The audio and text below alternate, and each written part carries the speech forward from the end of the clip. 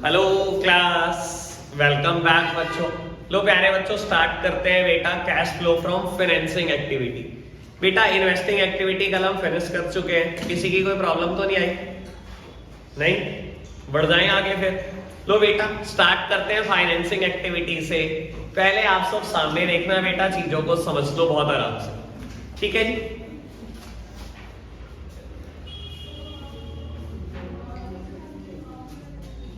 Cash flow from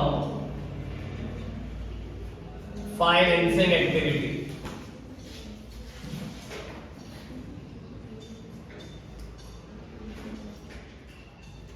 Cash flow from financing activity. बेटा financing activity किससे relate करती है? अगर आपको याद हो बेटा, बैलेंस शीट में मैं एक बात कर चुका हूं। बैलेंस शीट में बेटा सबसे पहले हम शेयर होल्डर फंड लिखते हैं। शेयर होल्डर फंड में बेटा सबसे पहले लिखते हैं शेयर कैपिटल।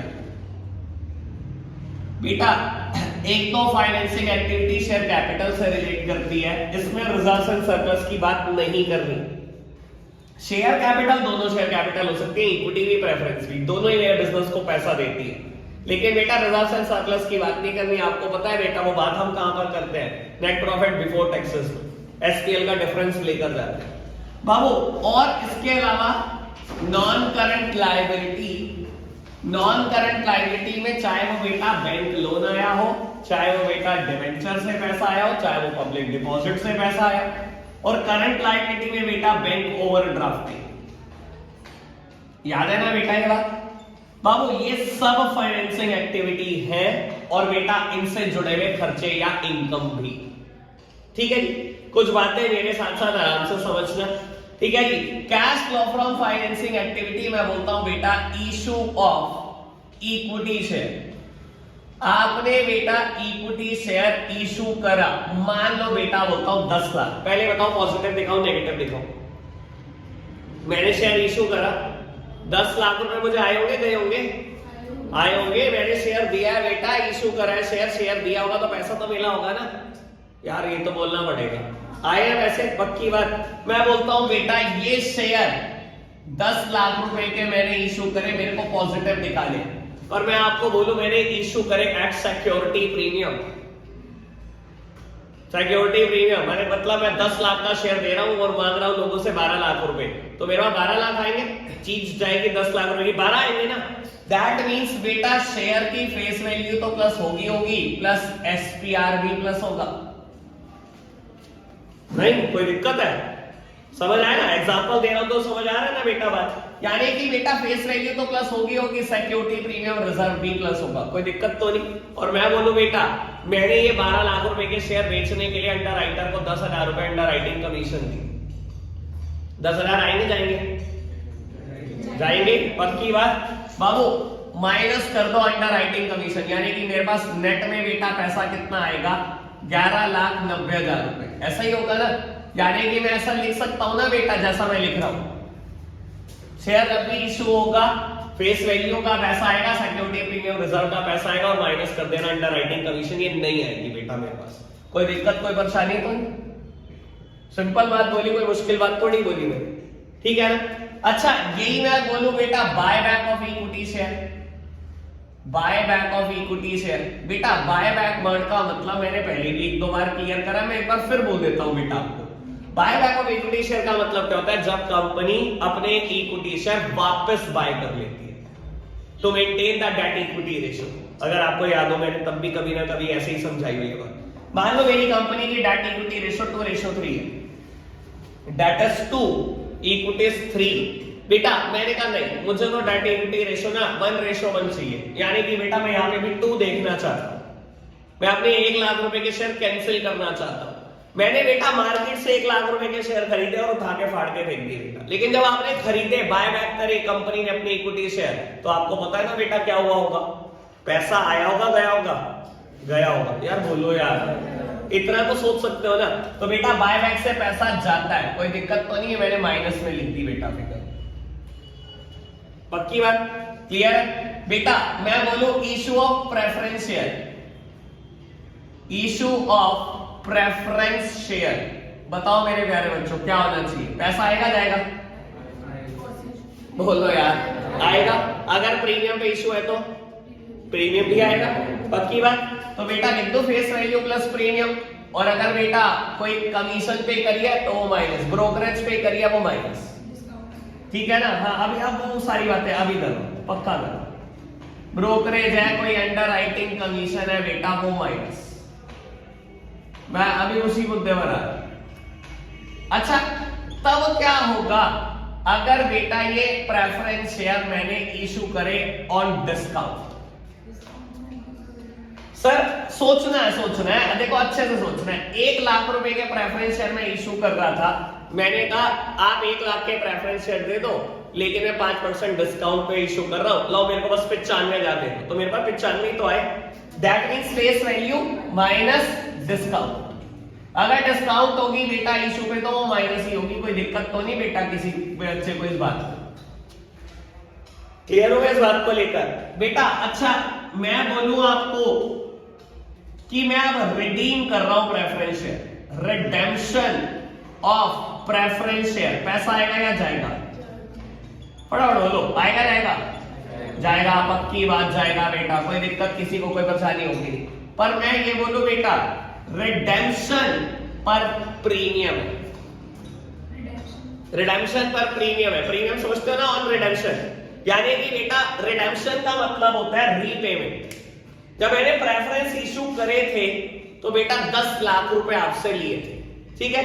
आज मैं प्रेफरेंस शेयर वापस कर रहा हूं, आपके पैसे वापस कर रहा हूं प्रेफरेंस शेयर के, रिडेम्पशन कर रहा हूं। Redemption means repayment of preference share. लेकिन मैं बोल रहा हूं मैं 10 वापस नहीं करूंगा, मैं प्रीमियम दूंगा आपको रिडेम्पशन पर, यानी कि 10 नहीं दे रहा, 5% प्रीमियम के साथ वापस कर रहा हूं, यानी कि 10,50,000 वापस कर रहा हूं। मेरी तरफ से तो पूरे 10,50,000 है, यानी कि बेटा रिडेम्पशन पे फेस वैल्यू तो जाती है, premium on redemption of debenture भी जाता है।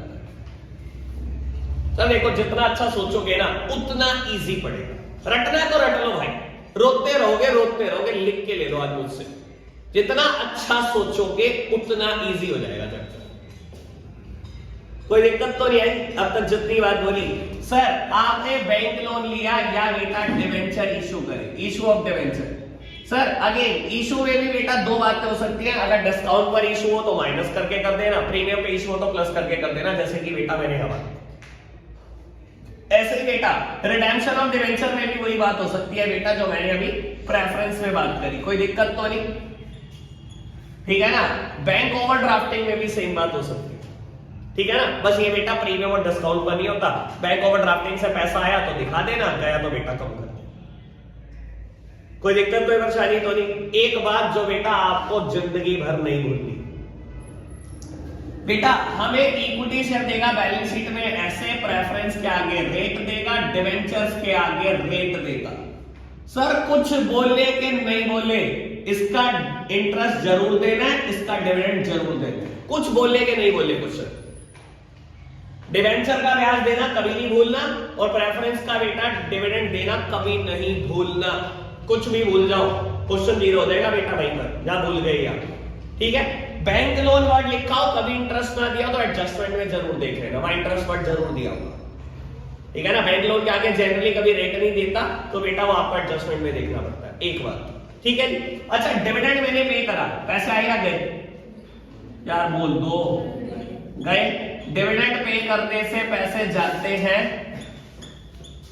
सर, इंटरेस्ट पे करने से पैसे जाते हैं, इंटरिम डिविडेंड हो पैसे जाते हैं, याद है वर्ड पहले भी पढ़ चुके आप, interim dividend. Net profit before taxes and extra ordinary item निकालते टाइम में ऐड करता था बेटा। Propose dividend of previous year हो पैसे जाते हैं, बोलो। Propose dividend of previous year is the final dividend, वही तो फाइनल डिविडेंड होता है। मैं बोलूं डिविडेंड पेड या propose dividend of previous year, दोनों एक ही बात होती है बेटा, दोनों से पैसे जाते हैं।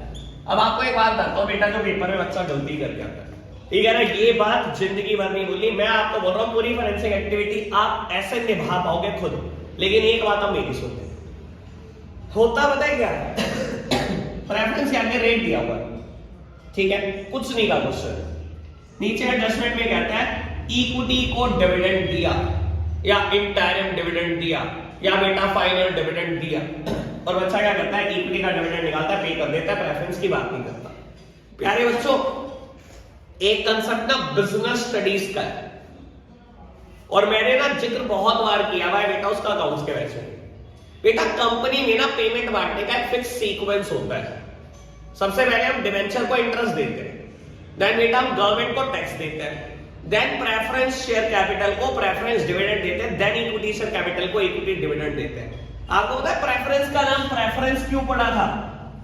क्योंकि इसको दो बातों की प्रेफरेंस थी कि जब भी डिविडेंड मिलेगा इक्विटी से पहले प्रेफरेंस वालों आपका डिविडेंड मिलेगा, और दूसरी बात जब भी बेटा रीपेमेंट होगी तो इक्विटी से पहले पैसे आपके वापस मिलेंगे। इसीलिए इसका नाम प्रेफरेंस पड़ा था, क्योंकि इसको दो बातों की प्रेफरेंस थी। सर आप इक्विटी का डिविडेंड दे देते हो, एक बार सोचते हो कि पहले प्रेफरेंस का मिलेगा? बच्चा इतना दिमाग नहीं लगाता, पहले इक्विटी का डिविडेंड देने बैठ जाएगा।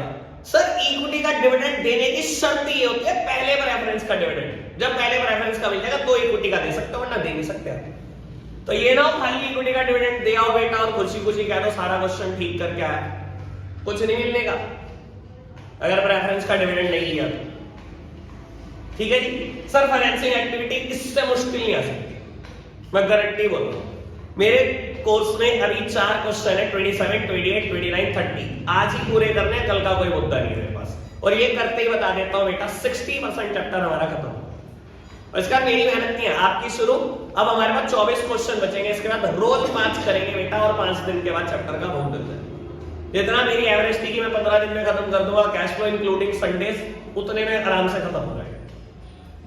ठीक है जी। अब जितनी मेहनत करनी थी आज कर ली, और आपको बताता हूं क्वेश्चन फाइनेंसिंग के टिपिकल है, सांस ले लेके करना, करेंगे ठीक है ना। जो आपसे नहीं होगा वो मैं करूंगा। इसके बाद स्टार्ट हो जाओ 27, 28, 29 और 30।